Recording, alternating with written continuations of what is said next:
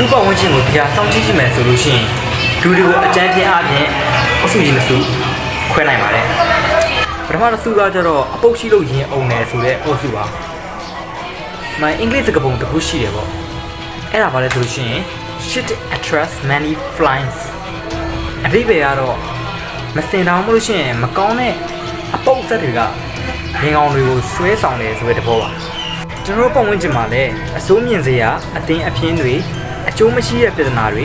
ဒရမာတွေနောက်ကိုပဲရင်ကောင်တွေကိုတဝဲလဲလဲအုံခဲပြီးလိုက်နေတဲ့သူတွေရှိပါတယ်သူတို့တွေဟာဆိုလို့ရှိရင်အချိန်ကုန်လူပင်မန်းယုံတင်မကပဲနဲ့ကိုယ့်ရဲ့စွမ်းအင်တွေကိုပါအလဟတ်တဖြုံးတီးပြစ်နေကြတဲ့သူတွေပါโอเค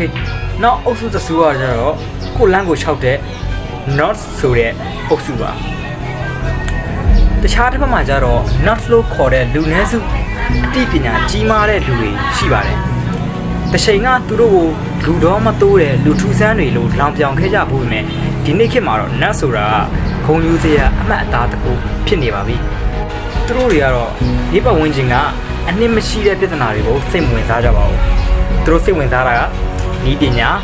သိပ္ပံတင်ရှားဗီဒီယိုဂိမ်းစာအုပ်စာပေနဲ့စိတ်ကူးရင်ကဘာတွေပဲဖြစ်ပါတယ်သူတစ်ပါးပြင်းစရာကောင်းတယ်လို့ထင်တဲ့အရာတွေကိုဒီဇိုင်းမမတ်နှိမ့်မြုပ်လေ့လာပြီးကဘာကြီးကိုပြောင်းလဲပြစ်မဲ့ဒီပညာနဲ့ဖန်တီးမှုအသစ်တွေကိုထုတ်လုပ်ပေးနေတဲ့လူတွေပါဒီလိုသင်ရောဘယ်လိုလူမျိုးဖြစ်ရှင်လဲအနည်းမရှိတဲ့အသုံးမြင်ပြဿနာတွေနောက်ကိုရင်ကောင်းလိုလိုက်မဲ့တူလားဒါမှမဟုတ်ကိုဝါသနာပါတဲ့အလုပ်တစ်ခုအပေါ်မှာ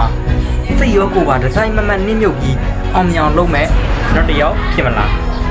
အမိုက်တွေနောက်မှာအချိန်ကုန်မဲ့အစားကိုမျက်နှိုးတဲ့အရာတစ်ခုပေါ်မှာပဲနောက်တစ်ယောက်လိုယူတူလိုက်ဆန်းပါ